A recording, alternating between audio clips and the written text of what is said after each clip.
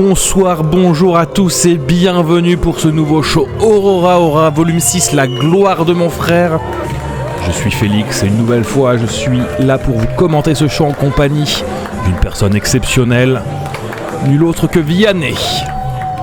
Bonsoir Félix, bonsoir à toutes et à tous, bienvenue à Aurora volume 6. Peut-être que c'est votre gloire ce soir parce que vous êtes un petit peu mon frère d'armes ici à Aurora, alors qu'on accueille le premier lutteur de la soirée pour le combat d'ouverture. Ce cher ou pas, c'est vous qui voyez, Camus. Et oui, comme d'habitude avec Aurora, on ne perd pas de temps, les présentations sont courtes, car on va tout de suite dans le vif du sujet, avec l'arrivée de Camus, une personne très familière à vous qui suivez Aurora depuis si longtemps. Mais pour les rares personnes qui ne le connaîtraient pas, Camus, c'est presque 10 ans de carrière, c'est des rings foulés aux États-Unis, au Japon et surtout beaucoup en Europe. C'est surtout un style que l'on aimerait un peu plus respectueux de son adversaire. C'est vrai que c'est pas le lutteur le plus respectueux envers ses adversaires. On va voir quel accueil il va réserver à son adversaire du soir qui représente tout simplement la nouvelle génération de catcheurs qui sortent des écoles de catch un peu partout en Europe. Et justement, le voici mon cher Félix. Oui, Ricky Sosa, magnifique Ricky Sosa, première apparition à Aurora comme vous pouvez le constater. C'est un jeune catcheur venu tout droit de Belgique qui commence à beaucoup tourner par chez nous. Un nom qui se fait beaucoup entendre, probablement le high flyer le plus en vue déjà en France malgré seulement 3 petites années de carrière. Vraiment une personne à suivre. Une personne à suivre, une personne déjà très suivie par les fans de catch en France, en Belgique, un petit peu partout en Europe et par les promotions également qui ne cessent de l'accueillir sur le ring. Ricky Sosa, 20 ans seulement. Il m'a confié il y a pas très longtemps qu'il continue encore de grandir. Il a même pas fini sa croissance. Ricky Sosa, et il est déjà l'une des plus grandes stars de notre circuit. C'est ça, grande star au propre comme au figuré, car rappelons-le, 1m95. Et comme vous l'avez dit, on n'en a pas encore fini. Et déjà un très bel accueil de la part du public pour cette première à Aurora. Ah oui, un public de connaisseurs ici à Aurora. Vous le connaissez bien, il est l'empereur de Paris. Il est le père Castor du catch français. C'est le catcheur préféré de ton grand-père. À lui seul, il représente Notre-Dame, l'Arc de Triomphe et enfin la Tour Eiffel.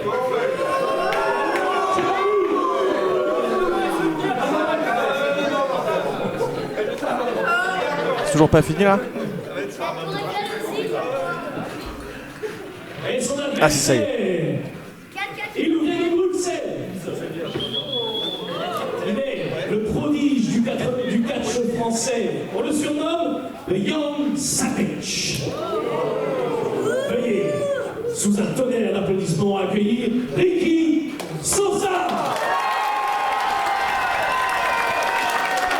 Vraiment première apparition et déjà l'acclamation complète du public. Vraiment très belle réception pour le jeune Sosa. Ouais, très bon accueil de la part du public d'Aurora, un public donc je disais de connaisseurs qui connaît très bien Ricky Sosa, et on est parti donc pour en quelque sorte ce petit choc des générations qui va lancer ce show avec le son de cloche comme de tradition, et un show durant lequel on va voir une défense pour le titre Galaxia de Victor Wardin, un show qui va se couronner et qui va se conclure également avec un match de championnat intérimaire très attendu, avec une nouvelle défense, une première défense pour Peter Fischer. C'est ça, oui, une nouvelle fois une carte très diversifiée. Des combats solo, des combats par équipe également, avec une équipe internationale. Alex Connor et Succubus venus tout droit d'Angleterre. Ainsi que bien sûr un choc qui est très attendu de la part de 2 jeunes catcheurs qui se chargent depuis quelques temps. La personne de Bernardo et Nate Prince. Mais pour l'instant, concentrons-nous sur ce magnifique match qui commence déjà sur les chapeaux de roue. Ah bon, on parlait de l'attitude de Camus, hein, vous l'évoquez, il n'a pas tardé à nous le montrer directement avec cette sale claque envoyée directement sur Ricky Sosa. Il va pas montrer beaucoup de respect pour la jeune star du catch belge. Et Ricky qui va bien savoir lui répondre, bien savoir répondre. Puisque si Camus est quelqu'un qui aime prendre son temps, être méthodique, Sosa c'est quelqu'un qui va aller chercher la vitesse, la distance, nous offrir une belle performance. Et Camus, la dernière fois qu'on l'a vu sur ce ring, c'était dans d'autres circonstances. Lors du précédent volume où il avait affronté secondième dans des circonstances particulières, un match sans disqualification. Camus s'était donné un malin plaisir à humilier quelqu'un qui n'a pas l'habitude de se tenir entre les cordes. C'est une autre histoire ce soir pour Camus face à Ricky Sosa. Voyons comment il s'en sort. Pour l'instant, il a la main mise sur le match. C'est ça, Camus, qu'on est habitué à voir dans des situations très diversifiées. Puisque après tout, on a pu le voir aussi bien affronter des noms établis de la scène française, des mechas notamment, qui a pu arriver lors du tournoi pour le titre Galaxia. Bien sûr. Mais on a pu également le voir contre des talents internationaux. Rappelons-le lors de volume 3, si je ne m'abuse, où il affrontait Taichi Ozawa dans un match de haute volée. Il n'a pas seulement affronté Taichi Ozawa, il l'a battu dans des circonstances qu'on pourrait discuter. Ça, c'est une autre histoire, mais sur le papier, Camus a bien battu Taichi Ozawa. C'est au palmarès. Oui, en effet. Le palmarès, Ricky Sosa, il en a que faire. Il a tenté d'enchaîner là après ses arm drag sur Camus, un dropkick qui a été esquivé. Par contre, c'est pas le cas de ce big boot bien envoyé, tout comme ce dropkick depuis la seconde corde porté par le jeune belge qui tente le tomber pour seulement un compte de 2. On le sait, Ricky Sosa il a du répondant et il nous le montre d'entrée de jeu pour sa première sur le ring d'Aurora. Ricky, c'est vraiment quelqu'un qui, dès qu'il est sur le ring, il vient avec la niaque, avec une volonté de prouver qu'il y a sa place. C'est, même si Camus a l'habitude des profils très diversifiés, peut-être la première fois qu'il se retrouve face à une telle personne. Mais malgré tout, il sait calmer ses ardeurs. Et le beau backstabber porté par Camus depuis la seconde corde qui obtient un compte de 2 à son tour. On est à un partout au niveau des tentatives de tomber et dégagement au compte de 2 entre Camus et Ricky Sosa. On se rend coup pour coup depuis le début de ce match entre les deux lutteurs et Camus qui doit dans ce match en quelque sorte accueillir avec beaucoup d'autorité Ricky Sosa dans sa maison. C'est sa maison, Aurora, à Camus. Oui, et ce kick. Mais d'autant plus qu'aujourd'hui, c'est lui qui a le plus à y perdre.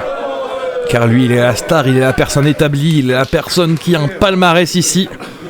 Là où Sosa, lui, sa victoire, ce serait juste pouvoir continuer à s'installer dans d'autres endroits en France, continuer à prendre une place dans les esprits. Et pour l'instant, là c'est Camus qui prend une place sous la glotte de Ricky Sosa avec ce pied écrasé. Ricky Sosa de toutes ses forces.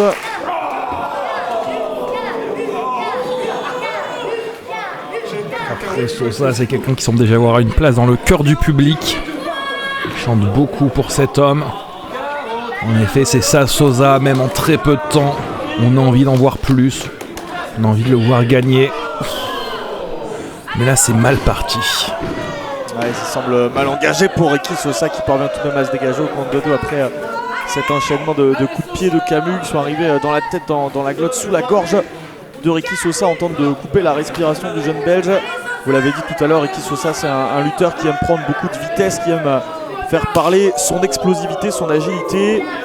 Et Camus est en train de faire en sorte bien de lui calmer les ardeurs en le gardant au sol. Mais regardez, Ricky Sosa qui est en train de défier Camus du regard. Ça, Camus qui paye le fait de prendre son temps. Être méthodique c'est bien, mais être efficace c'est mieux. La tentative d'enfourchement qui a été esquivée, Camus qui parvient à contrer Ricky Sosa avec un backslide pour un compte de 2 seulement. On est déjà de retour sur les pieds du côté des deux lutteurs. Camus qui envoie encore une fois Ricky Sosa au sol avec un énorme kick. Il est au tapis et il se dégage encore une fois au compte de 2. Camus qui malgré tout a l'air d'avoir tiré des leçons de ses matchs précédents. Le fait de beaucoup se laisser déconcentrer par le public qui a pu lui coûter très cher. Le fait de ne pas être assez décisif sur ses offenses. Mais là vraiment centré sur des coups de pied ou de belles prises comme cette très joli souplex. Magnifique souplex porté par Camus. Et dégagement encore une fois de Ricky Sosa au compte de 2. Et voilà, et le classique, la malédiction. Il a suffi de souligner qu'il était bien, qu'il faisait bien attention pour qu'il se laisse déconcentrer. Mais Camus devrait se méfier car quand il lâche l'adversaire du regard, c'est dans ces moments-là que ça peut devenir dangereux pour lui. Camus qui est en train d'appeler encore une fois la foule. Il défie cette foule. Parfois vous venez de le souligner, la classique Camus en quelque sorte qui se déconcentre en essayant de provoquer le public. Camus sur le tablier qui va tenter la senton Atomico, mais ça a été esquivé. Il a pris trop de temps sur ce tablier. Ricky Sosa qui parvient à prendre de la hauteur comme il le fait si bien et à envoyer une magnifique manchette à la volée sur Camus. Oui, magnifique, le petit twist au passage, vraiment l'aisance de cet homme. Dès qu'il décolle les pieds du sol, c'est effarant. Et le public qui crie son nom. Oui, sous les encouragements de la foule qui va y aller avec son explosivité qu'on lui connaît. Les manchettes encore une fois dans le coin. Projection dans les cordes, le coup de la corde à linge qui a été esquivé. Oh, et d'un seul saut Ricky Sosa qui envoie un moonsault. Est-ce que c'est ça, je l'ai vu des dizaines de fois et ça reste un moment.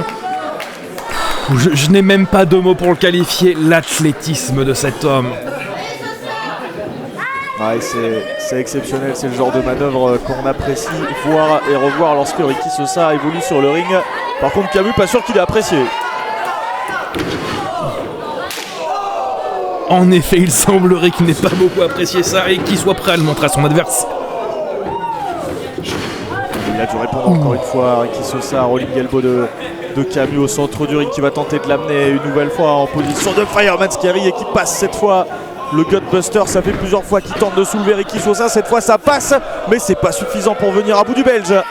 La résistance, la résilience de cet homme qui a la force de kick out presque par réflexe, ne pas se laisser abattre, être prêt à continuer le combat.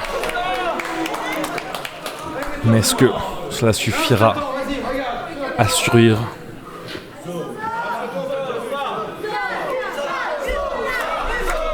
Avec Camus qui est en train d'encore perdre du temps précieux. Ça y est, il envoie son pied une première fois, une seconde dans le torse de Ricky Sosa pour faire vaciller le jeune Belge. Ouais, ça a été bloqué. Que se passe-t-il? Le regard de Camus qui change d'un coup. Il a senti le vent tourner là après ce blocage de Ricky Sosa qui enchaîne avec son Enzuguri, ce speeding Enzuguri dont il a le secret. Ricky Sosa, est-ce qu'il va pouvoir enchaîner pour peut-être revenir à bout de Camus dans notre combat d'ouverture? Il semble prêt à en finir.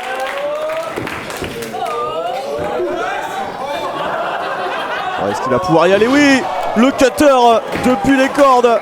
C'est terminé. Ricky Sosa qui va sans doute battre Camus pour ses débuts. Aurora, non. Le dégagement de Camus au compte de 2, Félix. Ce n'était pas encore ça, on était si proche. Ricky Sosa était à ça d'inscrire une nouvelle ligne à son palmarès, d'écrire l'histoire d'Aurora, de marquer vraiment par sa première victoire dès sa première apparition. Mais ce n'est pas encore ça. Ce n'est pas encore Sosa, si je peux me permettre. Ricky Sosa qui tente de passer là ce double jump moonsault, mais ça a été esquivé par Camus. On est de retour au centre du ring. Est-ce qu'il va pouvoir profiter de cette esquive? Camus, la souplex pour venir éclater la nuque de Ricky Sosa dans le coin. Avec quel choc. Il est sonné. Ricky Sosa, non, dégagement encore une fois. Très proche. Ricky Sosa semble peu à peu perdre confiance, ne pas vraiment savoir où il en est. Il y a encore le réflexe simple de simplement décoller une épaule. Il veut se battre, il ne veut pas abandonner.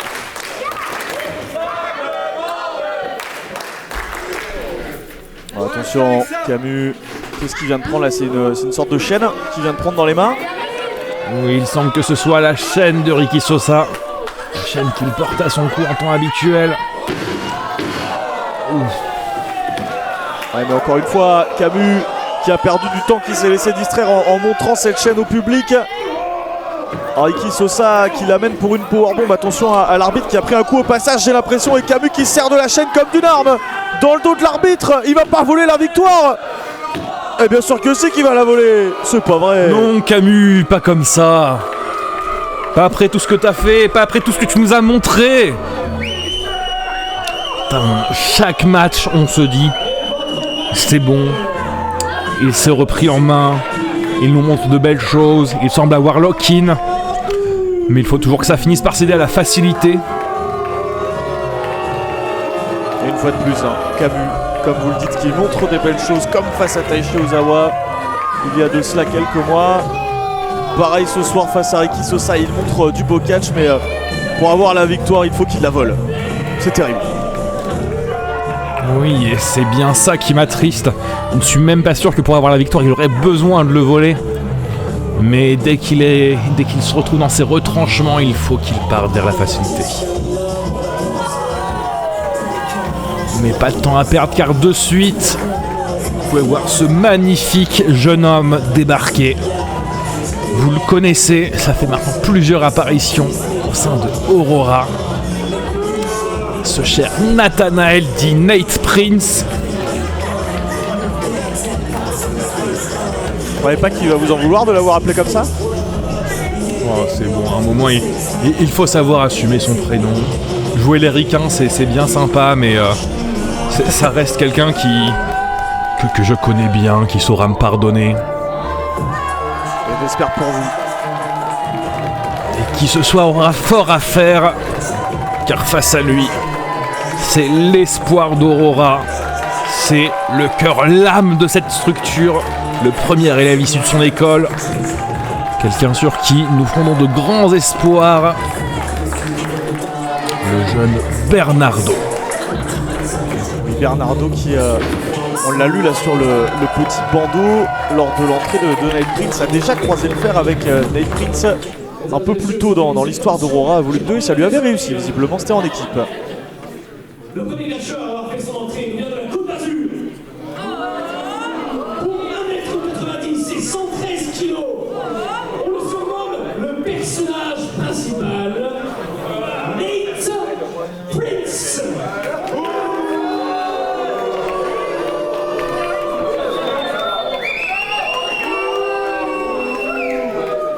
Et son adversaire, c'est un catcheur que vous connaissez bien.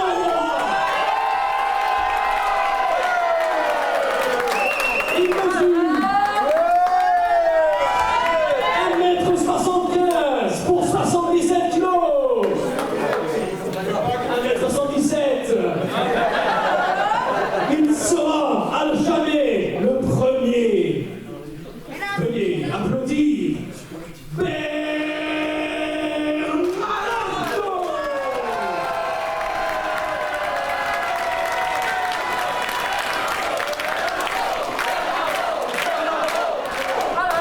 Bernardo qui est acclamé par le public local, qui le connaît bien, qui l'a vu se développer, qui l'a vu grandir, qui continue de le soutenir très fort. On peut pas dire pour le coup que pour son retour sur le ring de Aurora, Nate Prince soit idolâtré par le public. Oh, très, très subtil comme référence. Et je l'avais pas noté, c'est venu tout seul. Et oui, pour ceux chez eux qui n'ont pas la chance de connaître le travail de ce cher Nate, c'est en effet l'un des membres du groupe Idolâtrie, le groupe de jeunes catcheurs qui veut changer le monde et qui sont bien partis pour le faire. Qui aurait pu ici marquer l'histoire avec probablement l'une des défaites les plus rapides d'Aurora s'il n'avait pas eu ce bon réflexe au dernier moment. C'est pas dans les projets de Nate Prince, je pense, lui qui va continuer de tenter de surfer sur la vague positive sur laquelle surfe son groupe Idolâtrie aux côtés notamment de Erin Ordo. Il trouve de plus en plus de succès partout où il passe, que ce soit en équipe ou en solo, et ce soir il est là pour montrer à ce public qui chérit véritablement Bernardo, tout simplement qu'Idolâtrie, que Nate Prince est au-dessus. Et il le monte d'entrée de jeu avec cet énorme coup de bélier. petit flex dont on ne peut malheureusement pas profiter, monsieur l'arbitre, la caméra s'il vous plaît. Mais après, il est beau ce jeune homme, faut l'admettre. Je pense que Nate Prince était en train de rappeler au public, au cas où on l'avait pas vu, la différence de gabarit qui oppose ces deux lutteurs. Nate Prince qui en quelques mois s'est véritablement développé un physique exceptionnel.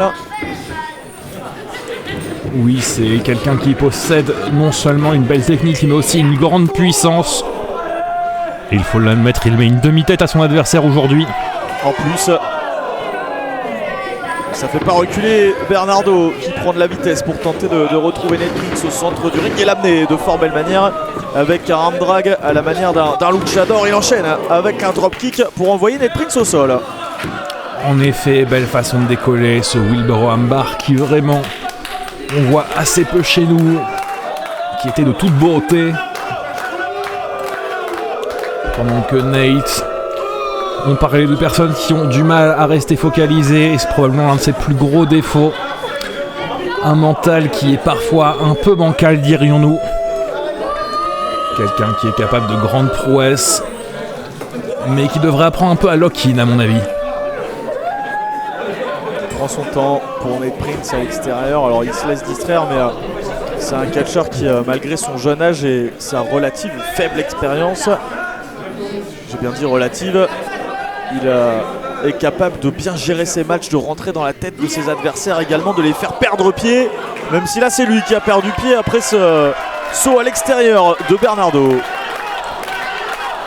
C'est cela, si c'est quelqu'un qui a su tirer des leçons de ce qu'a pu lui transmettre son mentor, Thiago Monteiro. Il est loin d'avoir son expérience. Il continue de faire beaucoup de petites erreurs comme celle-ci qui pourront lui coûter cher aujourd'hui. On l'a vu avec ce pescado porté par Bernardo qui intelligemment vient remettre Nate Prince sur le ring, puisqu'on est sur un combat aux règles tout à fait classiques. La victoire doit être obtenue entre les cordes et pas dans les cordes, là, pas dans cette configuration là non plus. Mais d'un autre côté, il a raison de prendre du temps, de pouvoir reprendre son souffle, se remettre dans les meilleures conditions pour enchaîner par la suite. Et on l'a vu porter pendant quelques secondes là, une espèce de clé de bras entre les cordes sur Nate Prince. On va voir si ça aura son effet sur la suite du match. Pour l'instant, pas plus d'effet que ça. Nate Prince qui revient avec un énorme big boot dans la tête de Bernardo. Nate qui a su prendre son temps pour se remettre dans les meilleures conditions, pour reprendre l'ascendant. Et maintenant il ne lâche pas son adversaire. Ouais, gros big boot encore, hein. Le travail sous la mâchoire là, de Nate Prince qui envoyait en l'espace de quelques secondes 2 gros big boots, et on voit Bernardo qui est en train de se tenir à la mâchoire, qui doit avoir pris du dégât là. C'est ça aussi Nate. C'est de la précision. C'est être méthodique, c'est broyer ses adversaires peu à peu. Vous avez pu voir Thiago il y a quelques temps sur le ring d'Aurora. C'est un style qui est très similaire.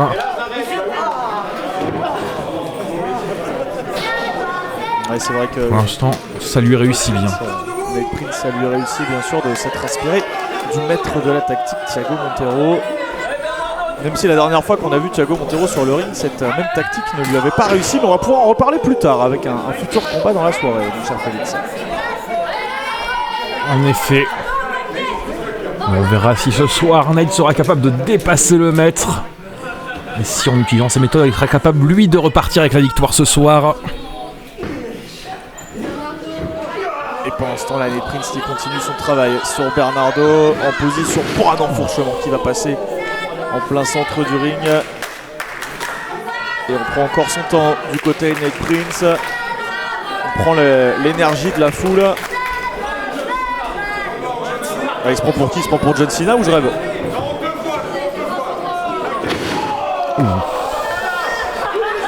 Nate s'y prend très mal apparemment. Il a voulu, comme très souvent, montrer sa supériorité, peut-être un peu trop sûr de lui, Nate Prince, même si là il enchaîne bien avec Une espèce de Snapdragon Suplex pour venir éclater la nuque de Bernardo sur le ring. Il est en confiance, alors on sait, Nate Prince, il est sur une dynamique très positive, il a des raisons d'avoir confiance en lui, mais attention à ce que la confiance en ses propres capacités ne se transforme pas en condescendance mal placée, si vous voyez ce que je veux dire. Mais pour l'instant, excusez-moi, mais de ce que l'on voit, il a de bonnes raisons d'être confiant sur ce match. Malgré ce petit retour de Bernardo, il a su tout de suite reprendre le tempo, reprendre le contrôle.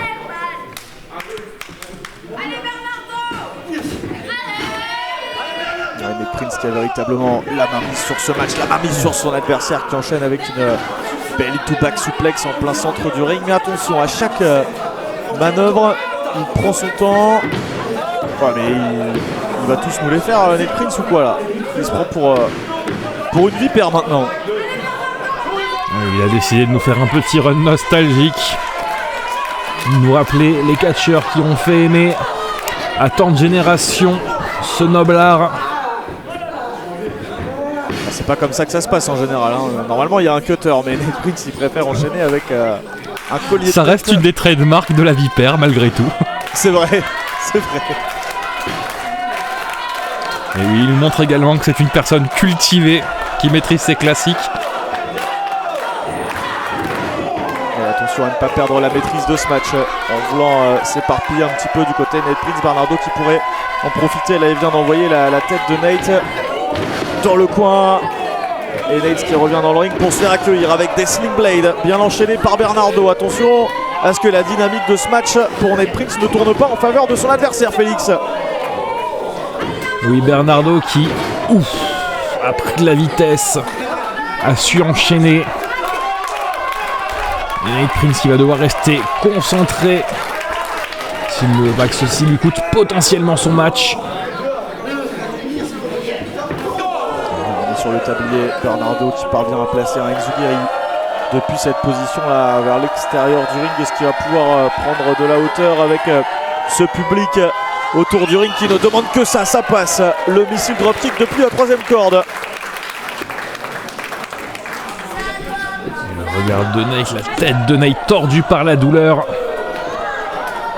Il sent que la roue a tourné, que la suite va être très compliquée pour lui-même.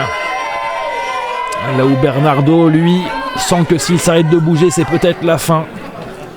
Il essaye de puiser dans ses énergies, essayer de revenir. Vous voyez, quand je parlais d'excès de confiance, là on y est dans cette configuration. Oui, en effet. Il aurait dû potentiellement faire plus attention, mais il est trop tard pour faire ce genre de commentaires. Maintenant, c'est une question purement mentale. Les deux hommes ont l'air d'être dans des états de fatigue très forts.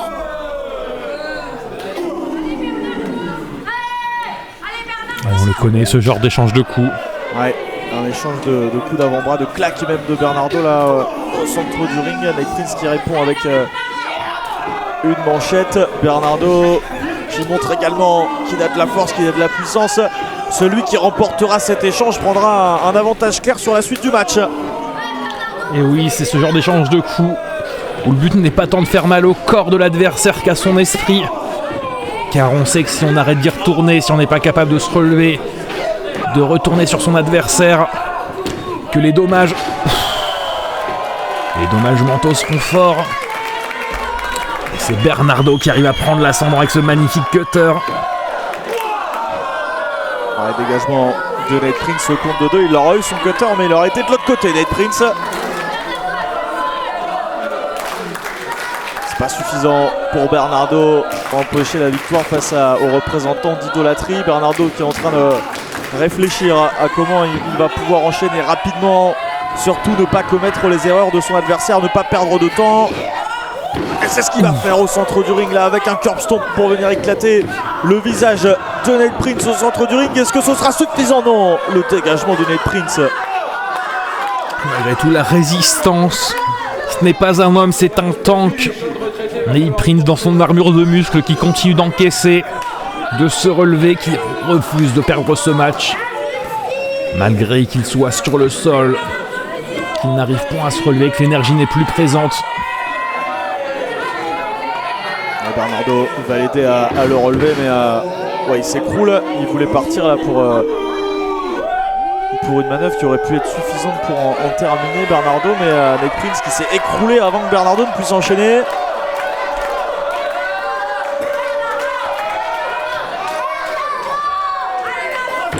Malgré tout, Bernardo ne perd pas de vue son objectif. S'il n'arrivera pas à le relever, il décide simplement de changer d'angle d'attaque. Ouais, ça pourrait être une tactique payante, mais il s'est fait choper en plein vol par Nate Prince. Oh, terrible, il vient de lui écraser les omoplates. Nate qui aurait pu gagner ce match.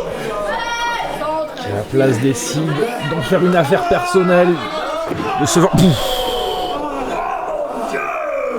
de détruire cet homme. On va plus se contenter de rester dans le ring, de simplement gagner ce match.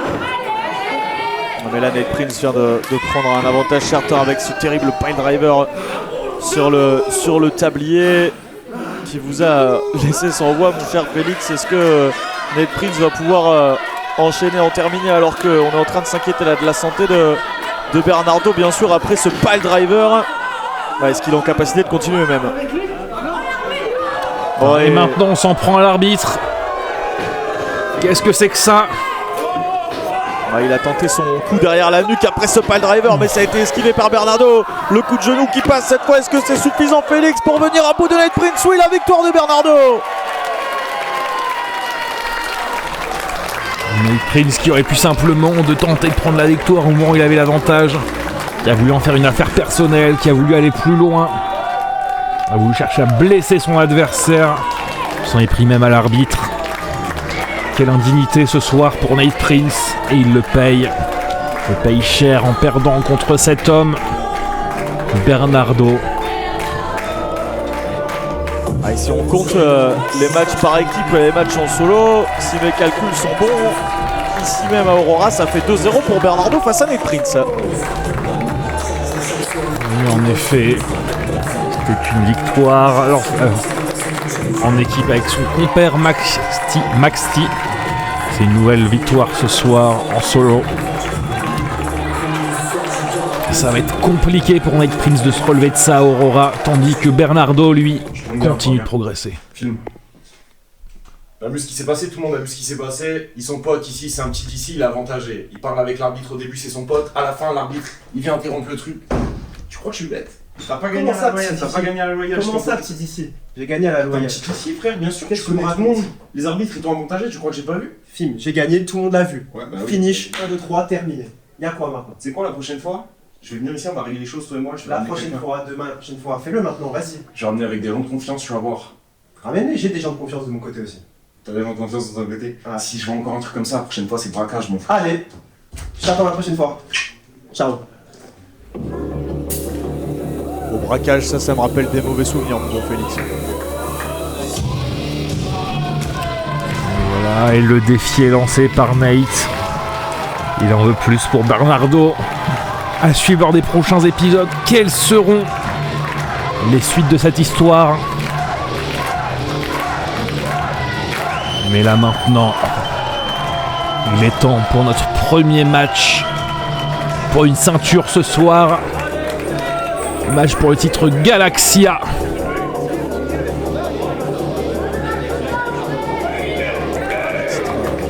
Titre Galaxia, alors voici le challenger. Vous pouvez le voir arriver titubant.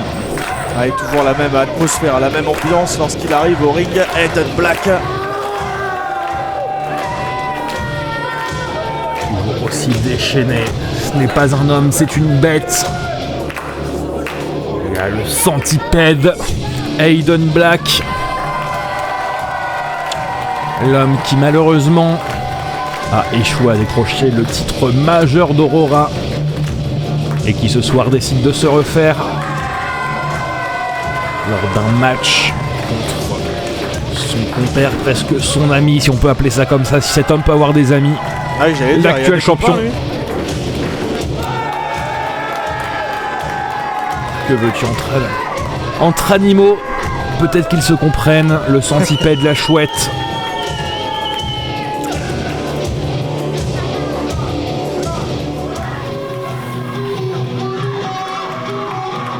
Et donc après avoir accueilli le challenger, on va accueillir le champion Galaxia en titre qui arrive au ring pour une nouvelle défense de ce titre. Vous pouvez le lire, il en a des défenses à son actif face à Raphaël Belmont, face à Thiago Montero, face à Bernardo notamment ce soir.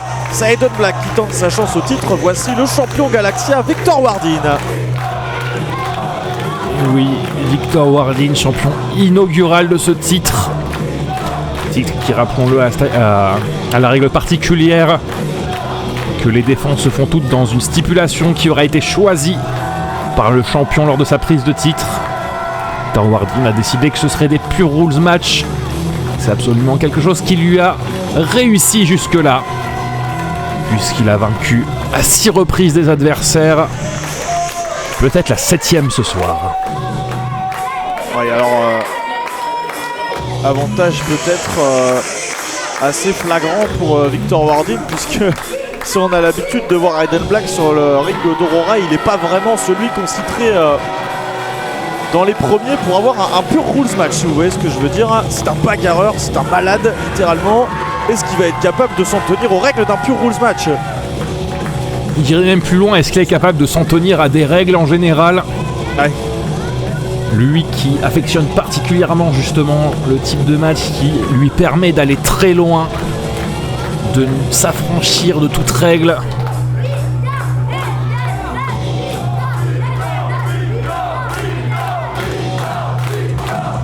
Et si le public a quand même une très bonne réaction à l'entrée de ce cher centipède, semble quand même que Victor est un plus grand super du public. Lui qui est, rappelons-le, originaire de Dijon, qui vient de la zone tout simplement. Je sens, mesdames et messieurs, que ce match va être explosif. Le premier matcheur fait son entrée sur le ring. Il se trouve ici, à ma droite. Il mesure 1m90 pour 90 kg. Il arpente les souterrains dijonnais. On le surnomme le centipède. Aiden Black.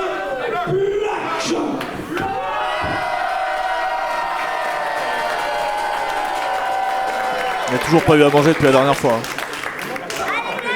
Oui, comme d'habitude, ça mordit les cordes. Un peu de respect pour le matériel, je vous prie. Et son adversaire, il est le champion Galaxia. Il mesure 1m70 pour 70 kg. Il est la star locale, l'antinuisible, Victor.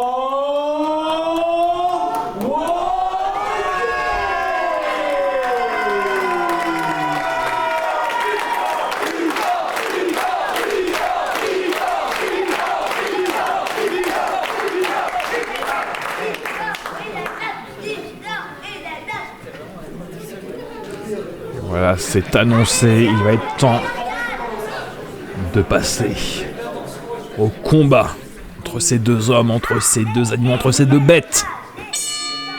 La cloche sonne, c'est parti entre le challenger Aiden Black et le champion Galaxia en titre Victor Wardin. Victor qui remet en jeu ce titre dans un volume après avoir battu nul autre que le maître de la tactique Thiago Montero lors du volume 5. Si vous n'avez pas vu ce match, c'est bien sûr disponible comme tous les autres shows Aurora sur cette même chaîne YouTube, commenté par vos chers serviteurs. Chose rare Ah oui. de la part de Aiden Black. Rare, très, très surprenant. Victor Wardin lui-même est surpris par cette poignée de main, par ce geste de Aiden Black. Ouais, ça n'a pas duré longtemps. Aiden Black qui a voulu lui envoyer un coup de la corde à l'un juste après cette accolade. On pensait à de l'amitié, à une sorte de guerre fratricide, mais on va quand même y aller à 100%. Bien sûr, il y a un titre en jeu, Félix. Eh oui, mais après tout, venant de quelqu'un comme Aiden Black, est-ce que ce ne serait pas le plus grand signe de respect que d'être prêt à y aller à fond, à tout donner. Ouais, moi-même, s'il me proposait une poignée de main ou une accolade et Aiden Black, j'aurais peur d'y aller, je vous le dis. Oui, c'est bien pour ça que vous n'êtes pas sur ce ring aujourd'hui même. Ah oui, je suis bien avec vous. Nouvelle accolade acceptée encore une fois par le champion Victor Wardin. Attention à ne pas perdre de vue le fait qu'il s'agit bien d'un match de championnat. Un match pour son championnat à Victor Wardin. Pendant que le public demande un bisou. Un bisou qui a été suivi par Anathemi. Et c'est parti pour un échange d'Atemi à pleine puissance par Victor Wardin, par Aiden Black. Aiden Black qui vient d'absorber cette tentative de coup de boule et qui revient avec un coup de boule à pleine vitesse. Ouh, c'est ça, ce n'est pas la subtilité qui va étouffer ce cher Aiden Black. Et voilà, on l'a encore pas nourri avant le combat. C'est ce que je disais tout à l'heure.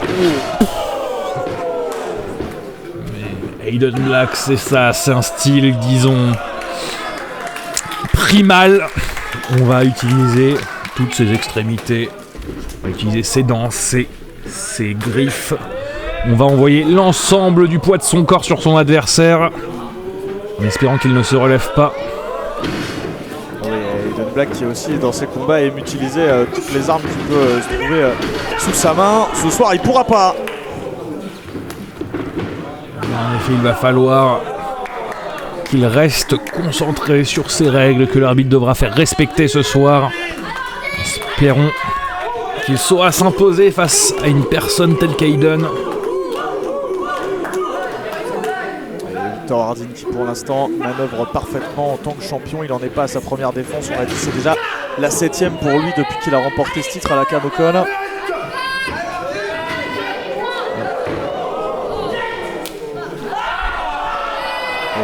Les morsures qui se répètent pour Aiden Black pour tenter de retourner la situation à son avantage. C'est peut-être bestial, mais c'est aussi diablement efficace. Attention, la l'esquive de Victor Wardin après ce saut depuis la 3e corde. Victor Wardin qui va prendre de la vitesse pour se jeter à l'extérieur. Ouh, il a accroché les cordes. Et oui, rappelons-le, ce sport est un sport dangereux. L'environnement lui-même peut être dangereux pour les catcheurs eux-mêmes. Et le respect d'Aiden Black, qui vient constater que son ami et adversaire ce soir est toujours en condition pour continuer cette confrontation. Et comme dans ses précédentes défenses, Victor Wardin qui est prêt à prendre absolument tous les risques pour défendre cette ceinture. Là, ça a failli vraiment jouer en sa défaveur. Heureusement, plus de peur que de mal pour Victor Wardin qui peut continuer ses assauts à l'extérieur.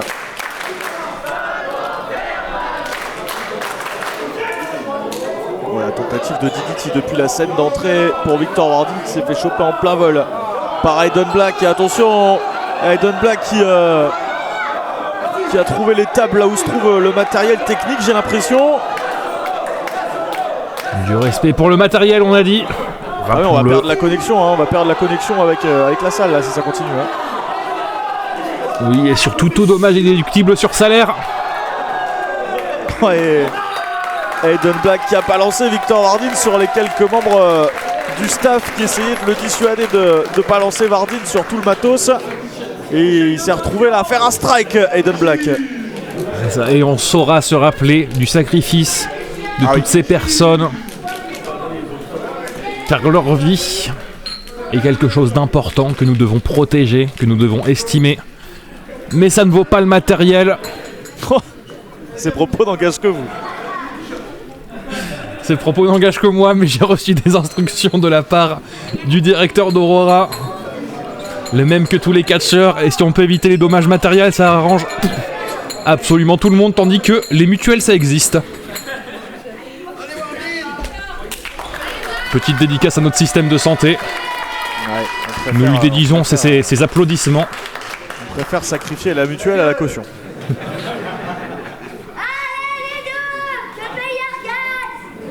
Et Wardin au sol, ramené au ring là après cet envoi à l'extérieur. Sur les membres du staff sur le sol, en béton, pas protégé là-bas au fond. Et Aiden Black qui après cette séquence à l'extérieur du ring qui avait été initiée par Victor Wardin, qui reprend le dessus dans ce match face au champion en titre.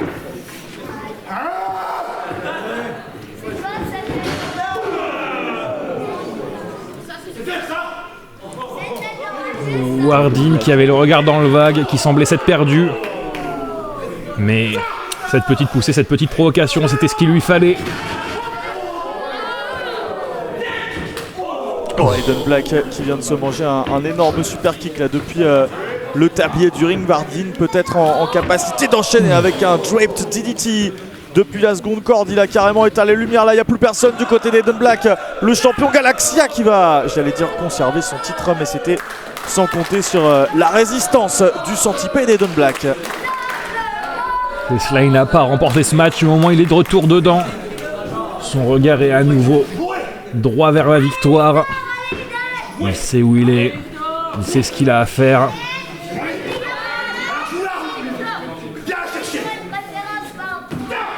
Et la défiance entre les deux hommes. Gros échange de claques, un petit peu à l'image de tout à l'heure, là, cet échange au centre du ring dans notre combat précédent entre Bernardo et Nate Prince. Et cette fois-ci, c'est Aiden Black qui se fait mordre par le champion en titre. Mais là, nous sommes dans des mécaniques complètement différentes. On est face à deux hommes qui s'estiment. Mais leur manière de le communiquer est bestiale. N'est pas forcément facile à comprendre pour le commun des mortels. Mais chaque coup, chaque morsure, pour eux, c'est simplement un signe de respect. Aiden Black qui se met même des coups lui-même là pour tenter de se motiver, pour faire monter encore l'adrénaline, la douleur, on le sait. Aiden Black, quelque part, c'est bizarre à dire, mais il aime ça, ça le motive. Le headbutt de Aiden Black pour faire reculer Victor Wardin qui va revenir pour se manger un énorme coup de la corde à linge au centre du ring et peut-être la fin du règne de Victor Wardin. Non, dégagement du champion cette fois.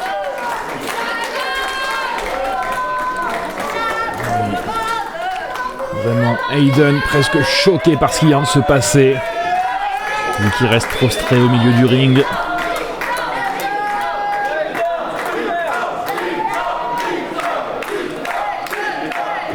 Victor Wardin qui commence à se poser des questions, qui commence à se demander comment il va pouvoir venir à bout de son challenger, comment il va pouvoir ce soir conserver son titre de champion Galaxia. Alors qu'on est de retour dans le coin, la tête d'Aiden Black envoyée sur la seconde corde. Wardin qui enchaîne avec une sorte de Meteora.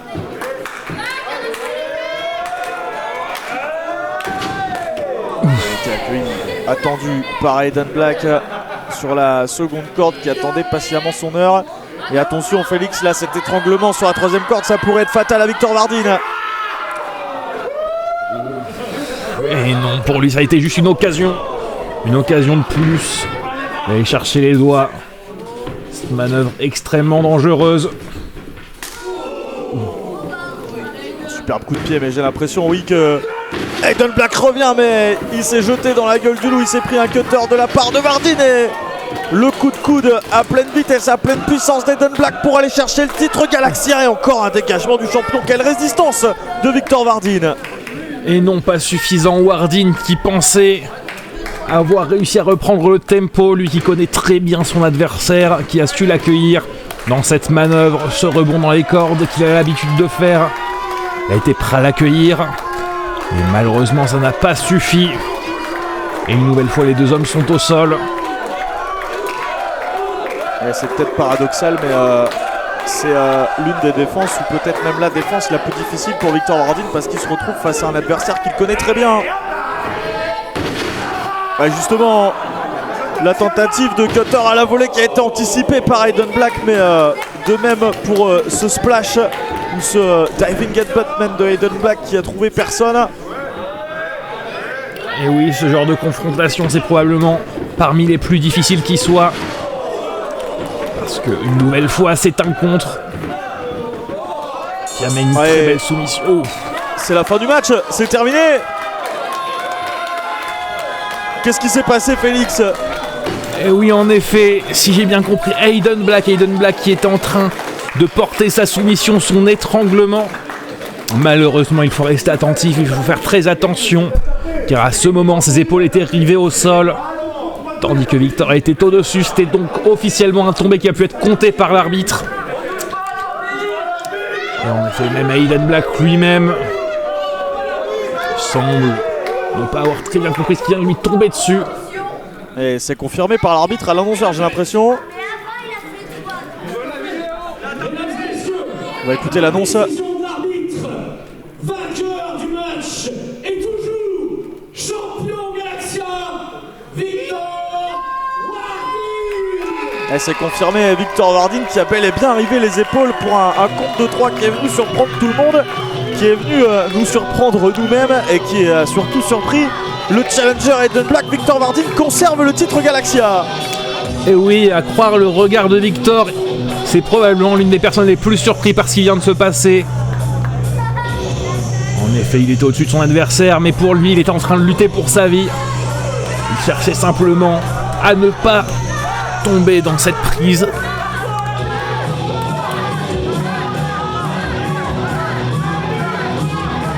Et le regard, le faciès d'Aiden Black qui en dit long. Défaite extrêmement compliquée pour Aiden Black, une défaite un peu sortie de nulle part. Comment va-t-il réagir? Non, oui, une victoire qui semble très mal passer aussi du côté de Warding. Comme nous le disions, ce sont des compères, des amis, des frères. Ah, c'est beau quand même. Nous aurons droit à un nouveau match un peu plus tard, histoire de refaire ça dans les règles pour le beau jeu. Ouais, c'est peut-être l'idée là derrière la tête de Warding qui reprend ce titre entre les mains après cette accolade avec Aiden Black. Aiden Black, non! Non, il semblerait que ce ne soit pas ce que souhaite Aiden Black. La revanche peut-être, mais elle ne sera pas sportive. Elle ne sera pas dans le même état d'esprit. Ah, il n'en a pas terminé, Aiden Black, encore une fois ce coup de coude derrière la nuque. Aiden Black qui a complètement pété les plombs après cette défaite. On le disait, une défaite dure à avaler dans ces circonstances pour le titre Galaxia. Ça semblait être passé, on a eu cette accolade, mais tout cela n'était qu'une feinte de la part d'Aiden Black. Une feinte, oui, peut-être, ou peut-être pas. Il semble lui-même torturé par ce qui vient de se passer. Lui qui se rend de suite, qui ne poursuit pas l'attaque, qui est en train de caresser la tête de celui qu'il considère comme un ami. À mon avis, c'est bien plus compliqué que ça dans sa tête en ce moment même. Les retrouvailles entre Warding et Aiden Black pour le prochain volume d'Aurora vont être encore plus compliquées qu'on pouvait le penser.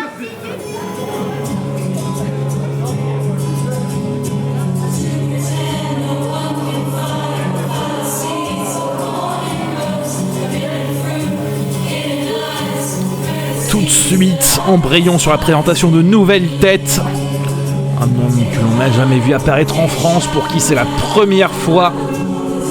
Un homme qui, même dans son pays, reste relativement confidentiel et qui, malgré tout, peut être considéré comme un vétéran du ring. Alex Connors, un homme qui a plus de 10 ans de carrière, qui écume tous les rings les plus confidentiels d'Angleterre et qui, ce soir, vient se présenter pour qu'on ait la chance de le découvrir sur notre sol français.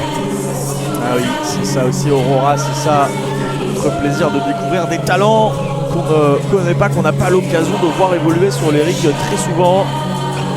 Alex Connors fait partie de ces talents qu'on va découvrir ensemble avec beaucoup de plaisir, tout comme sa partenaire du soir, puisqu'on aura un combat par équipe mixte.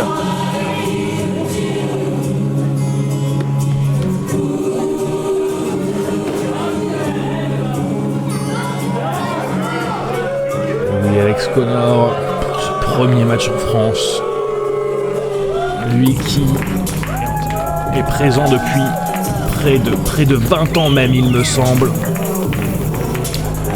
qui est ce soir avec une personne qui a un profil complètement différent, beaucoup plus haut en couleur, qui catch à travers le monde entier malgré qu'elle soit encore très récemment arrivée sur le ring, moins de 4 ans d'expérience.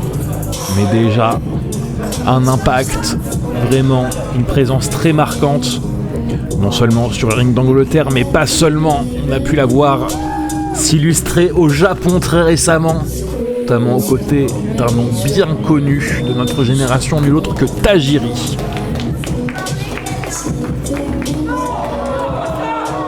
aura donc équipe ce soir avec Alex Connors, Succubus qui sait se faire accueillir par le public d'Aurora.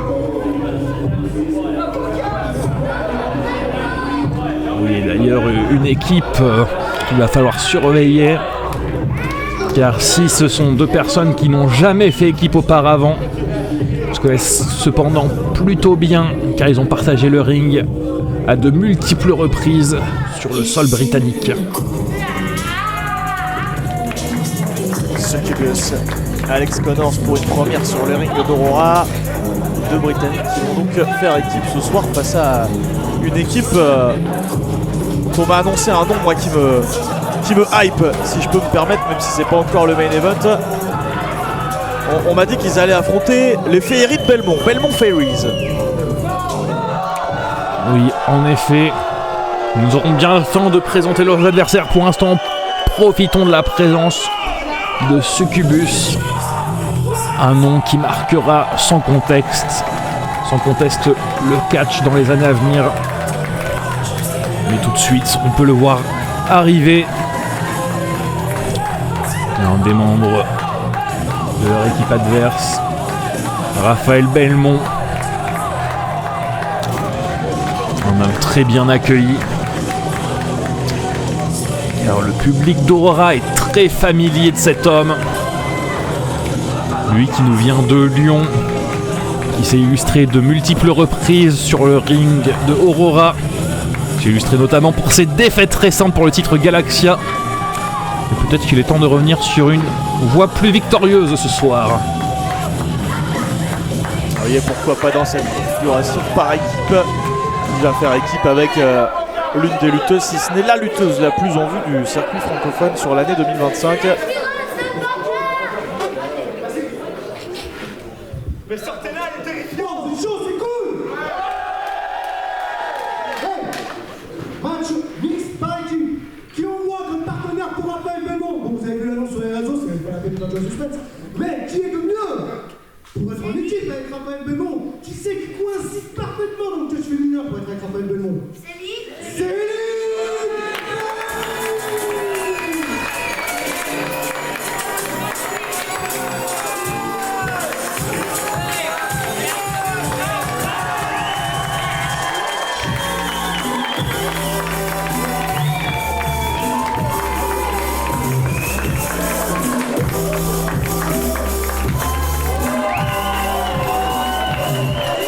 Et oui, la voici, sa partenaire de ce soir. Quelqu'un qui en effet a beaucoup en commun avec Belmont, puisque depuis quelque temps elle enchaîne les défaites du côté d'Aurora. La voilà, Céline Fairy, qui malgré ses nombreux accomplissements manque malgré tout de victoires marquantes chez Aurora. Rappelons-le, ces deux derniers matchs contre Charles Crowley ainsi que contre Baby Allison se sont soldés par des défaites.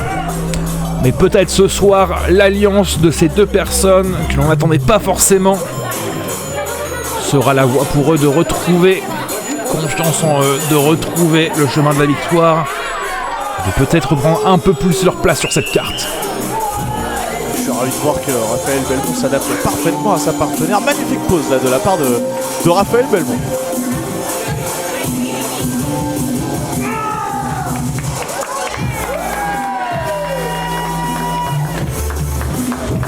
Céline Fairy et Raphaël Belmont qui s'allient donc pour tenter de retrouver le savoureux goût de la victoire sur le ring d'Aurora face à Succubus et Alex Connors qui eux font leur première sur le ring de Aurora Wrestling.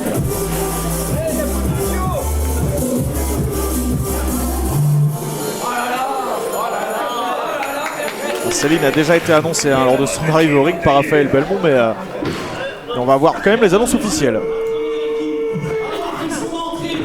Spécialement d'Angleterre, donc je vais faire la présentation en anglais. The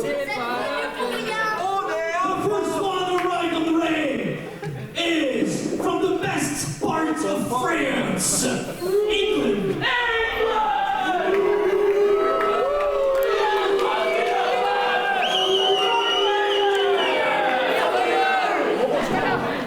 Angleterre!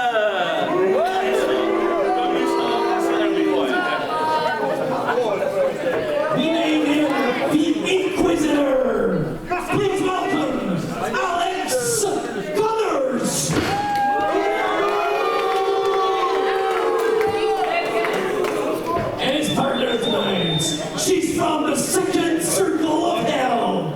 She is the demon queen, Succubus.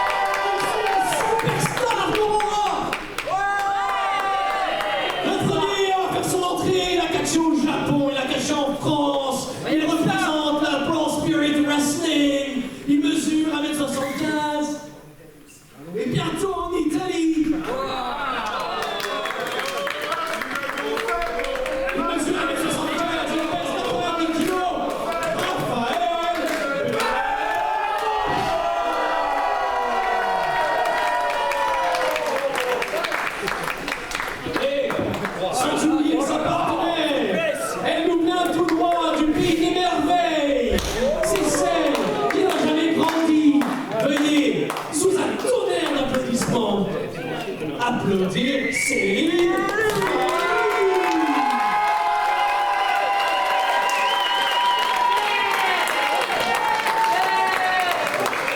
À eux deux, ils forment l'équipe Belmont Fairy.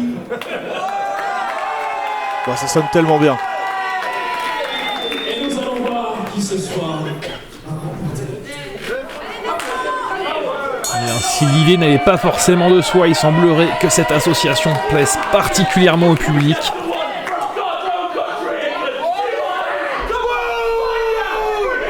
Ça plaît pas par contre à Alex Connors et à Succubus. Je sais pas ce qui lui plaît à Alex Connors, mais il a pas l'air d'être l'homme le plus marrant du monde. Si je peux me permettre de juger un peu là sur les quelques premières minutes où on l'a vu. Et déjà, après ce face-à-face avec Raphaël Belmont, il sort du ring pour laisser la place à Succubus. Ouais, et si vous me permettez l'insulte, je trouve qu'il a l'air particulièrement anglais.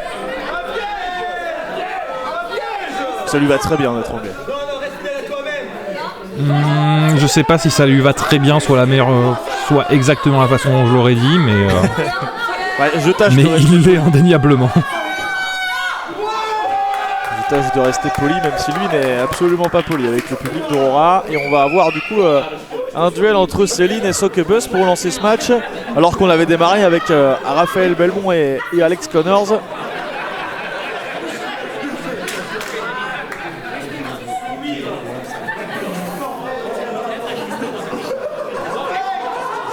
Alors est-ce qu'on va pouvoir y aller? Est-ce qu'on va avoir une prise de contact entre les deux jeunes femmes, ou est-ce que Succubus va faire comme Alex Connors, va refuser le combat? Ça lui ressemblerait bien, je pense.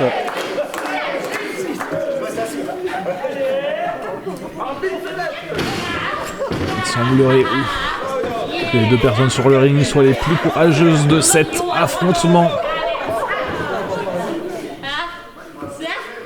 À première vue, je pense que vous surestimez un petit peu le courage de Succubus, mais je peux peut-être me tromper. On verra si elle est en capacité, comme son partenaire, de me faire mentir.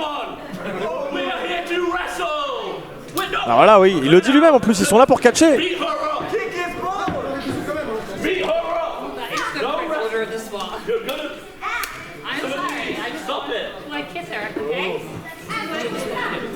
Ah, il demande à Succubus tout simplement de tabasser Céline, mais Céline qui répond de la meilleure des manières avec cette tentative de tomber pour essayer de surprendre la partenaire d'Alex Connors. Et Succubus qui a dû répondre, donc il vient garder Céline au sol avec ce petit coup dans la main tout simplement.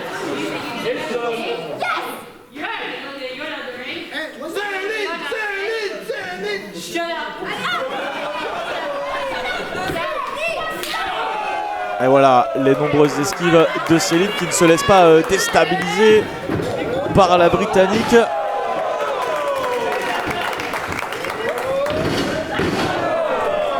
Le Succubus qui tombe dans les pièges à répétition.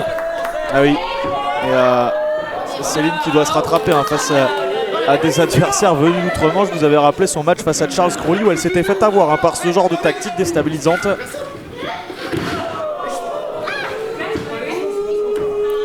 Oui, en effet, c'est des choses qu'elle a pu expérimenter Les affrontements contre les adversaires haut en couleur. Et voilà, comme on pouvait s'y attendre, Succubus et Alex Connors qui ont fait en sorte là que l'arbitre se concentre sur Raphaël Belmont et qui ont attaqué Céline à deux contre une bien sûr dans le mauvais coin. Et c'est dans ces moments que le tempérament de Raphaël Belmont, qui en solo peut vraiment être un gros avantage, devient un inconvénient. Car c'est beaucoup plus facile pour ses adversaires de garder le tempo, de gérer un adversaire lorsqu'il est à l'extérieur, dès lors qu'ils sont capables de rentrer dans sa tête, de le déconcentrer, de le faire s'énerver. Le sniper d'Alex Connors pour une nouvelle tentative de tomber sur Céline, qui n'obtient à nouveau qu'un compte de 2. Et malgré le fait qu'il n'ait jamais fait équipe, Alex Connors et Succubus qui gèrent très bien ce début de match après être un peu rentrés dans la tête de leurs adversaires. Ils sont parvenus là, à isoler Céline et même à travailler encore une fois là, à 2 dans le dos de l'arbitre pour Succubus. En effet, c'est vraiment un travail qui a pleinement conscience du type de match dans lequel ils sont. Là où Céline et Raphaël Belmont n'ont pas cette expérience du catch par équipe, ils vont avoir plus de mal à tirer parti de cette configuration. Alors Raphaël Belmont n'est pas habitué du tout à catcher en équipe. Céline a tout de même un peu plus d'expérience que son partenaire. Elle a tout de même fait partie des Nukes à l'époque où les Nukes dominaient la scène française. Ce clan c'est désormais de l'histoire ancienne pour Céline et pour ses membres. En revanche, Raphaël Belmont et Céline, c'est une première pour eux de catcher ensemble, tout naturellement. Et pour l'instant, ça ne réussit pas tellement.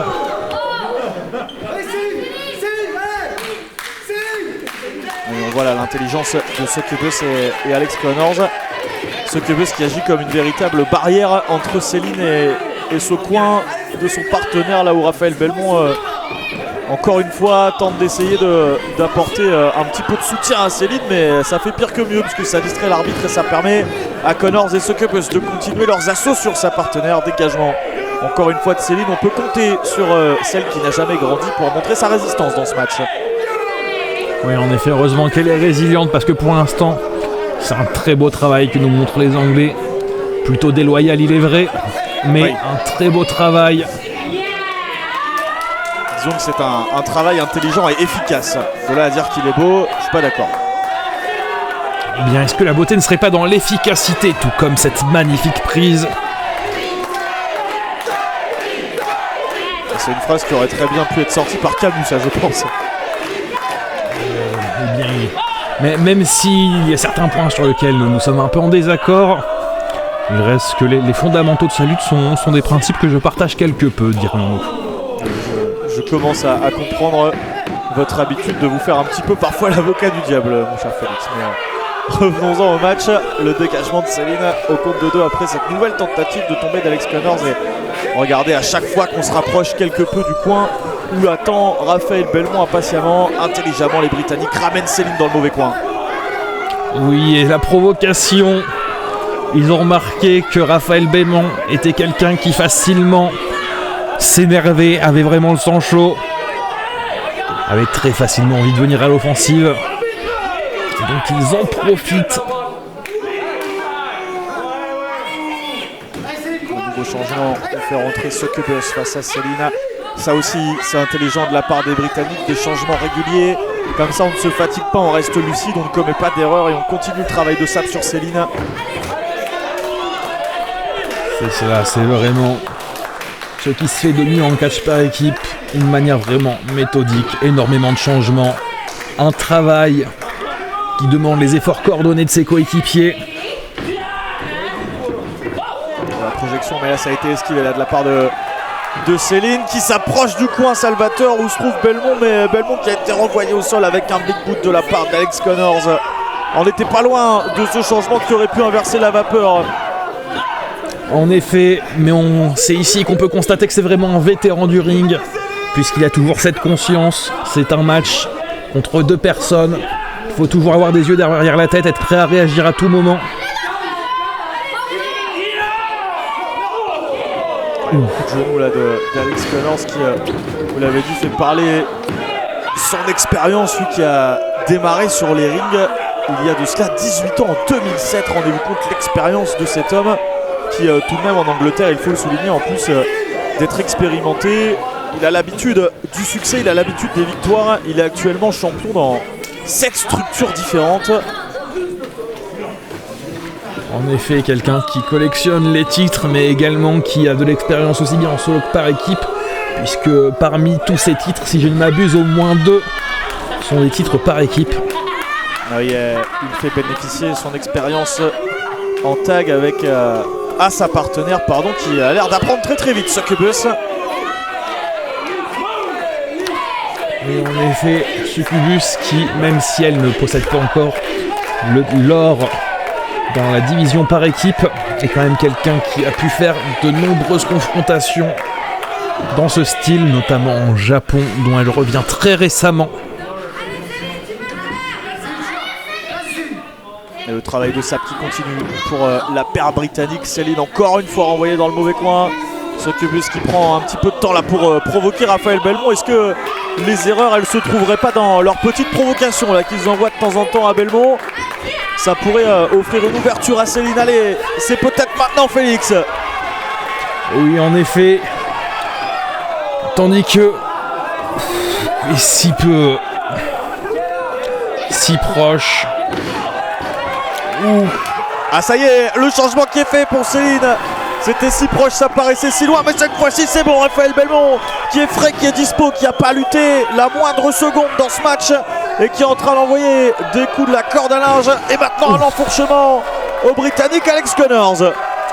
C'est ça, lui qui était bouillant, lui qui attendait de revenir et qui est prêt à tout donner. Cette rage qu'il emmagasine depuis tout à l'heure. La descente de la cuisse pour en terminer de manière expéditive. Dégagement d'Alex Connors au compte de 2. Ah, il est frais, il est dispo, et il va tellement vite que j'ai du mal à reprendre mon souffle. Raphaël Belmont qui engrange de la frustration, vous l'avez dit, avec toutes les provocations de ses adversaires en plus, et qui la remet dans la face d'Alex Connors, cette frustration.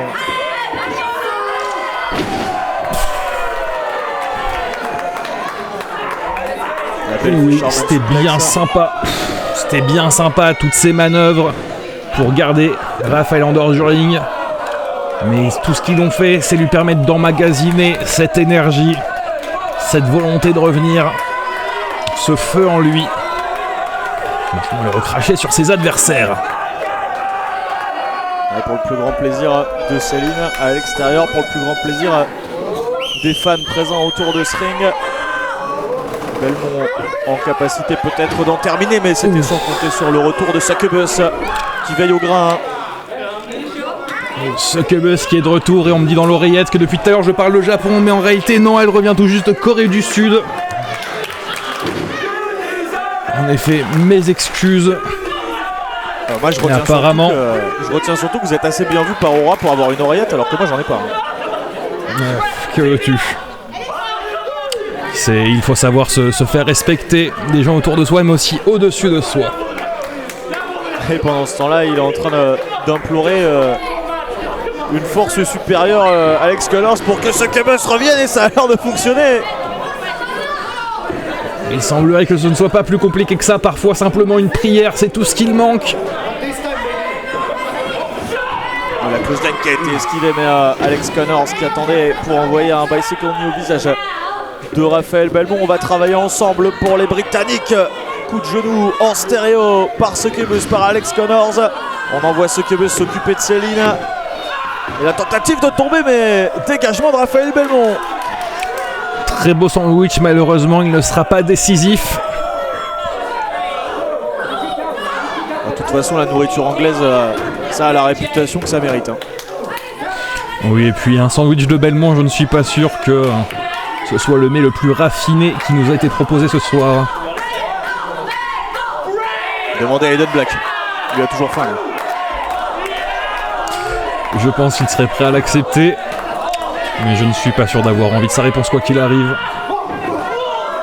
Ouais, Alex Connors qui a envoyé par son propre élan à l'extérieur du ring, la main coincée entre les cordes. il s'est peut-être brisé le poignet là, Alex Connors. Ça pourrait avoir des conséquences dramatiques pour ce match et bien au-delà. Et pendant ce temps, ça a su garder le tempo à l'intérieur.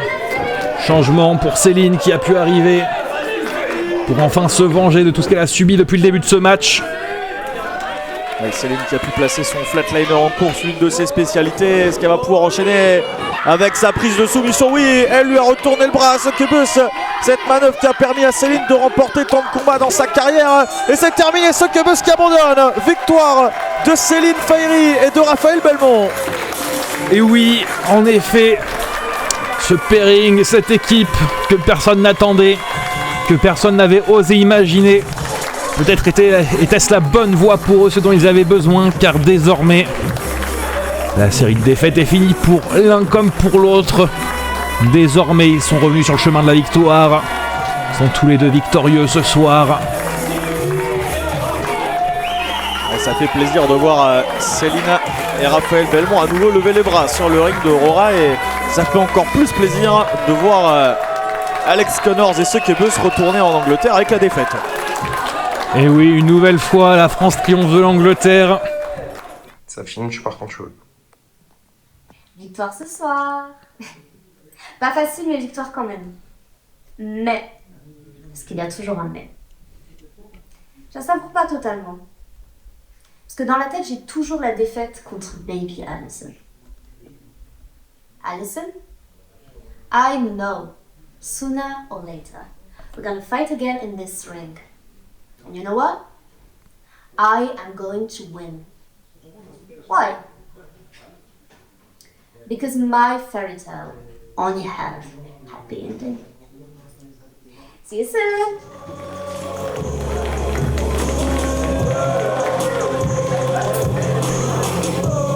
Le défi est lancé.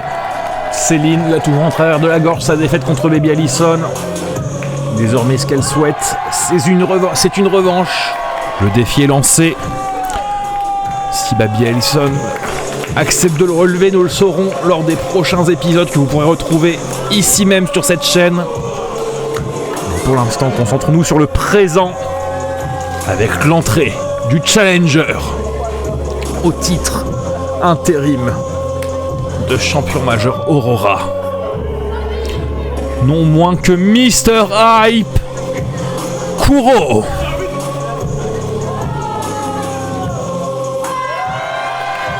On espère que vous aussi chez vous qui êtes en train de visionner ce show sur cette chaîne YouTube, ressentez d'un coup la hype vous envahir pour l'arrivée de celui qui décide de ce qui est hype ou de ce qui ne l'est pas.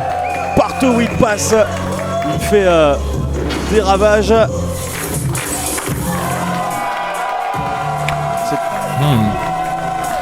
Kuro qui fait des ravages donc.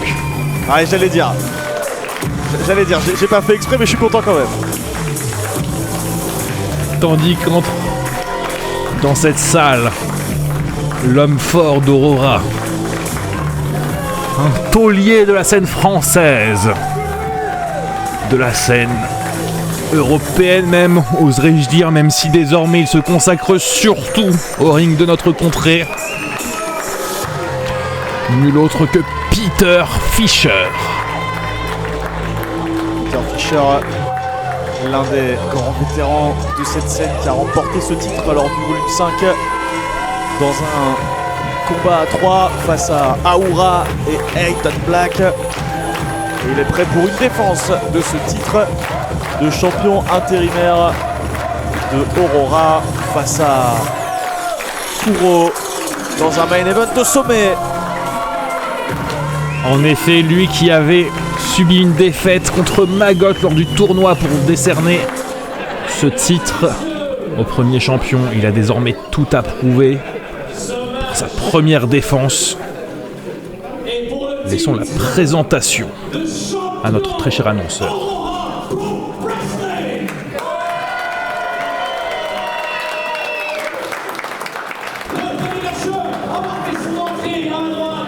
Il nous vient de Saint-Denis, en France. Il mesure 1m85 pour 85 kg. Il est le maître suprême de la hype. Il est l'homme le plus habillé de France.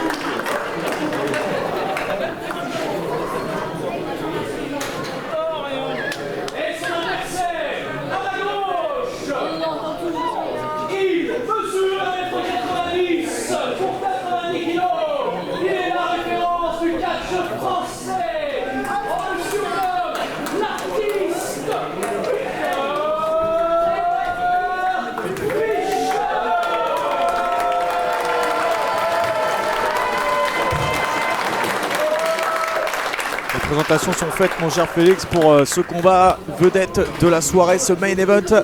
Peter Fischer qui défend le titre de champion majeur intérimaire de Aurora face à Mr. Hype Kuro. L'occasion de vous remercier d'être toujours nombreux et nombreux à nous suivre sur la chaîne YouTube d'Aurora. Abonnez-vous si ce n'est pas encore fait pour suivre la suite des aventures de Aurora. Et c'est parti entre Peter Fischer et Kuro.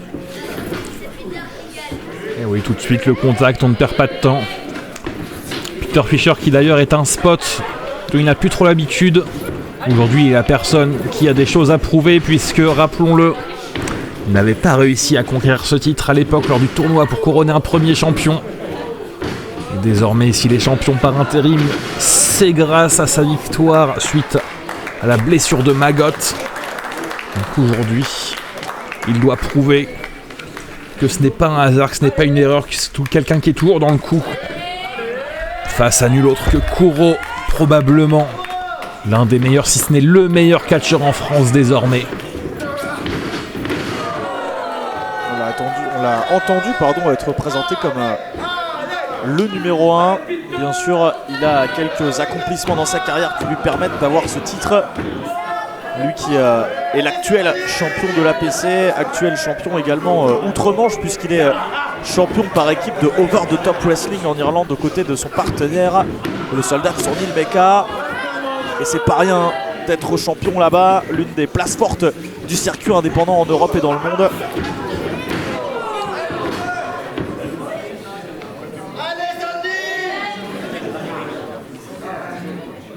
Pour l'instant, c'est Peter Fischer qui prend le dessus avec de la technique.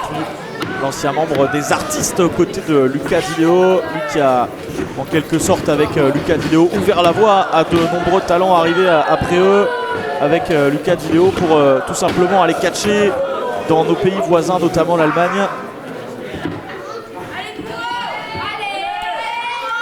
En effet, des hommes qui ont été titrés à travers l'Europe.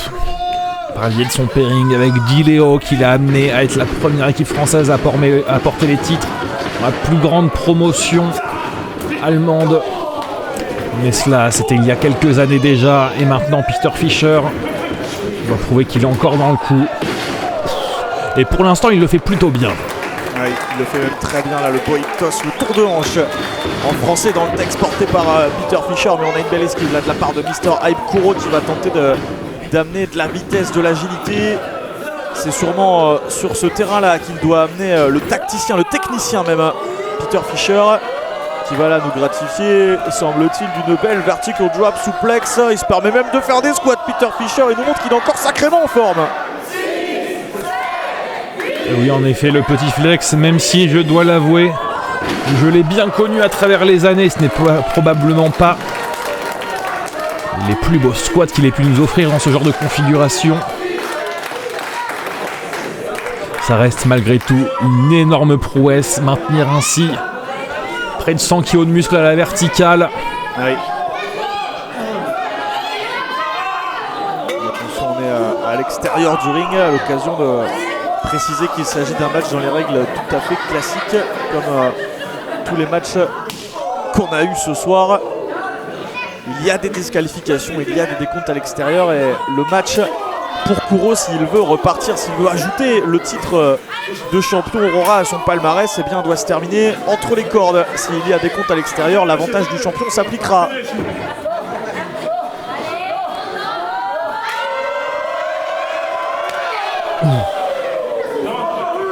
En effet, oui. Si ça s'éternise à l'extérieur, l'avantage sera pour le champion. Mais malgré tout, Kuro en profite. C'est aussi le moment de prendre un petit bain de foule, d'être au plus proche de son public. Public dont il tire particulièrement bien sa force. Ah oui, un public d'Aurora qui n'a pas souvent l'occasion de voir évoluer Kuro, il est tellement partout.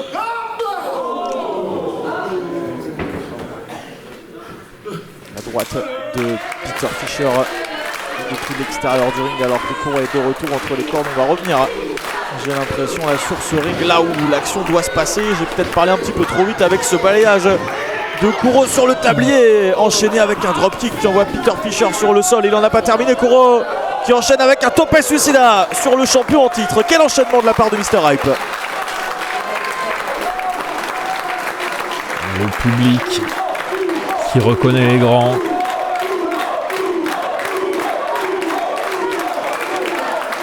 Les vrais reconnaissent les vrais, c'est un peu l'expression que vous voulez dire là. Non, je ne vois pas de quoi vous voulez parler. Simplement. Pour l'instant, la Kuro qui garde le tempo. Petite foulée. Très joli coup de pied. Enchaîné avec une senton qui vient écraser de tout son poids la Kuro sur Peter Fischer. La tentative de tomber. Le dégagement de Peter Fischer au compte de 2. On était proche des cordes. Un petit manque de lucidité là de la part de Kuro d'avoir tenté ce tomber là, si vous voulez mon avis. Cela arrive, quelques petites erreurs. Donc elle tourne encore au début du match. Encore le temps de laisser les choses s'installer. De travailler son adversaire. Comme vous le disiez tout à l'heure, c'est quelqu'un que nous n'avions pas l'habitude de voir sur Ring Aura. C'est bien sa première apparition même, me semble-t-il. Même s'il a écumé tous les rings de France, parfois cela prend quelques temps avant qu'il daigne apparaître dans certaines structures. Et donc ce serait potentiellement un énorme impact pour lui, dès sa première apparition ici sur le ring d'Aurora, s'il repartait avec l'or autour des hanches. Oui, gros enjeu, double enjeu pour Kuro pour ses débuts, venir chercher le titre de champion Aurora et ça ajoute encore un petit peu plus de pression également sur les épaules de Peter Fischer qui doit avoir à cœur de réussir lui sa première défense de ce titre qu'il a remporté lors du volume 5 s'il perdait face à quelqu'un qui fait sa première sur ce ring, tout Kuro qu'il est bien sûr. On imagine la déception pour Peter Fischer, il a tenté là de placer un schoolboy mais dégagement de Mr. Hype au compte de 2. Peter Fischer qui enchaîne avec sa technique habituelle, le sunset flip dégagement de Kuro au compte de 2 qui enchaîne avec un dropkick, presque un double stomp qui est venu écraser l'artiste Peter Fischer qui se dégage au compte de 2. Gros enchaînement, on commence mon cher Félix à monter dans les tours dans ce match de championnat. En effet, les tombées sont rapides. Le tempo est sec. Les deux adversaires cherchent directement la victoire. Alors, rappelons-le, elle peut arriver à tout moment. Et c'est un peu étrange de voir pour la première fois Peter Fischer aussi peu acclamé, voir le public autant divisé pour l'un de ses matchs. Ouais, c'est vrai qu'il est souvent le favori des foules. On se souvient des réactions qu'il avait obtenues lorsqu'il a remporté ce titre au dernier volume. Des réactions globalement très positives de la part du public. Mais face à lui, il a non seulement peut-être le catcheur en numéro 1 en France, mais également l'un des plus populaires. Oui, en effet, Mr. Hype, ce n'est pas qu'un surnom. Simplement voir apparaître Kuro, c'est une garantie pour le public de passer un très bon moment. De passer un moment fort en émotion. Là, Kuro, il passe un moment fort en coup de bélier là dans le coin. Là, j'aurais pu faire un four avec ce bafouillage, je vous ai entendu ricaner. Et je pense que vous ne m'avez pas encore entendu ricaner assez fort. J'aurais peut-être dû y aller encore plus car c'était profondément ridicule, bien contrairement à cet enchaînement de souplexes de toute beauté.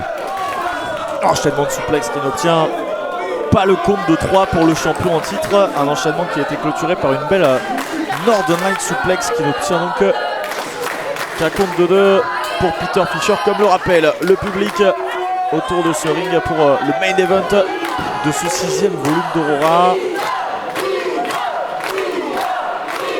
Et Peter qui déjà semble avoir le regard qui faiblit, le souffle un peu court, qui en appelle à l'énergie du public.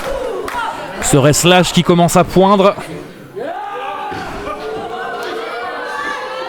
Kuro dans une sale posture là, mais qui parvient à s'en sortir. Ouais, il a tenté le hype maker, mais il a mis trop de temps à envoyer son bras sur Peter Fischer. Dégagement de Kuro au compte de 2.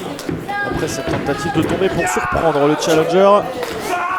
Fischer envoyé sur le tablier, mais qui enchaîne avec un bel Enzuigiri pour aller prendre de la hauteur.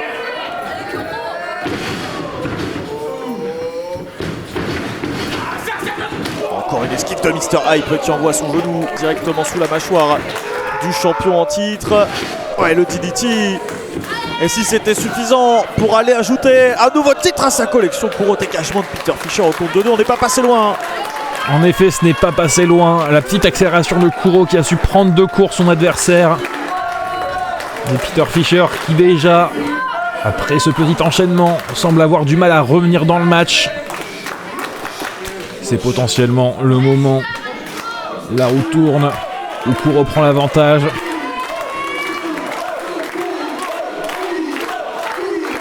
Tandis que le public semble changer d'allégeance au fur et à mesure de ce match.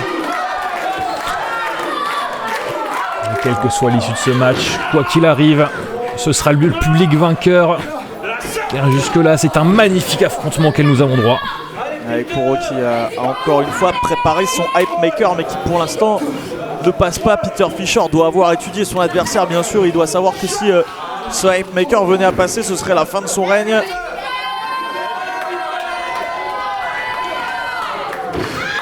L'échange de coups d'avant-bras au centre du ring, du à toi à moi entre Mr. Hype et l'artiste Peter Fischer. Un échange qui tourne à l'avantage de Kuro. Le coup de pied de Peter Fischer, bicycle kick qui fait reculer Mr. Hype, mais ce dernier va revenir avec un coup de genou en pleine face. Le Hype Maker peut-être encore essayer, non, ça passe toujours pas. Spinning heel kick est derrière la nuque. Ouais, superbe. La half and half suplex portée par Kuro.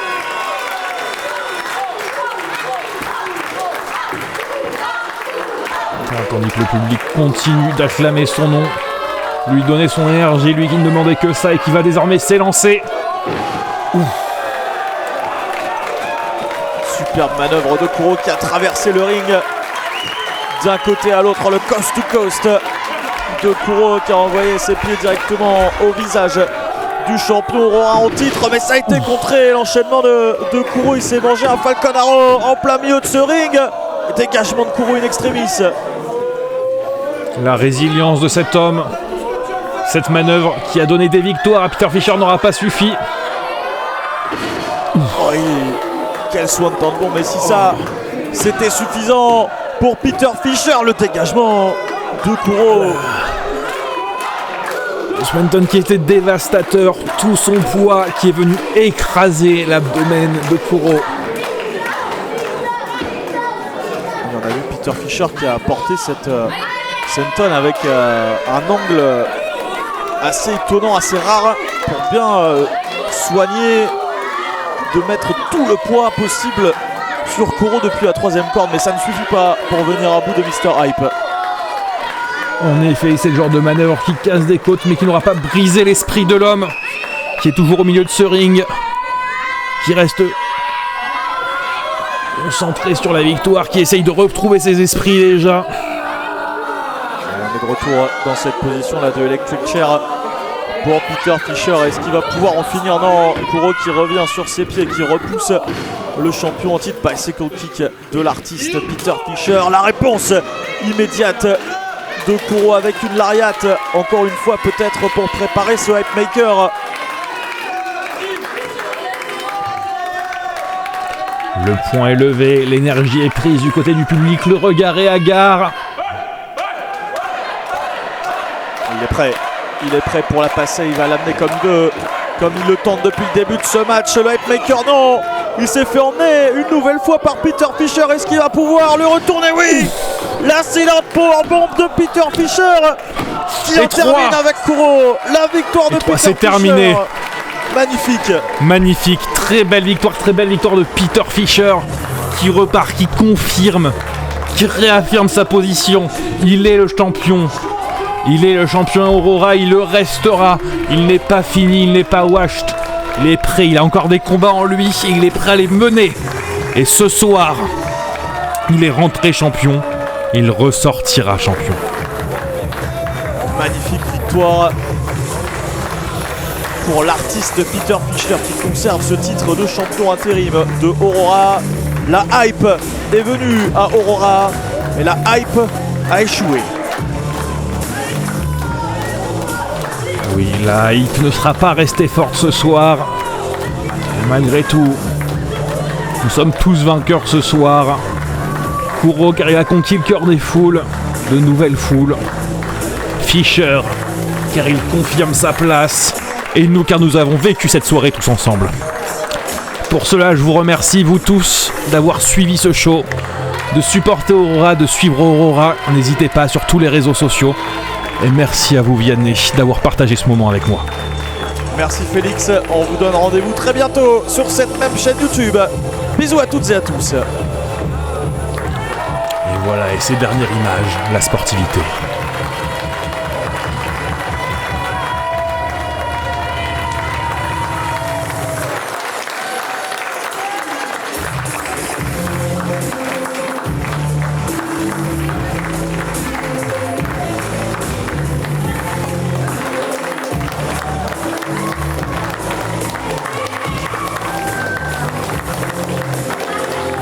Oh et attendez, qu'est-ce qui se passe? Ça c'est pas sportif du tout. C'est Camus qui débarque pour attaquer Peter Fischer.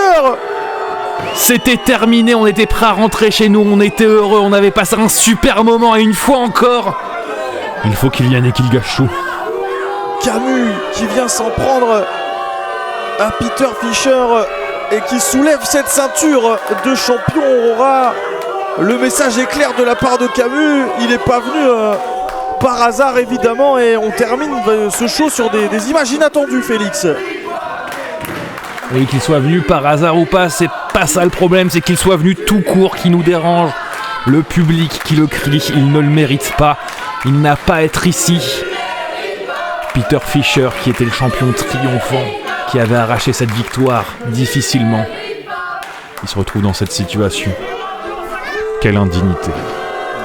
Je pourrais pas dire mieux, quelle sale image pour finir ce show que de voir Camus brandir la ceinture, et il va partir avec en plus. Camus, il va se barrer avec le titre.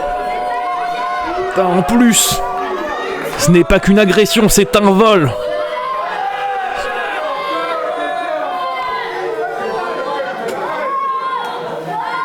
C'est une honte.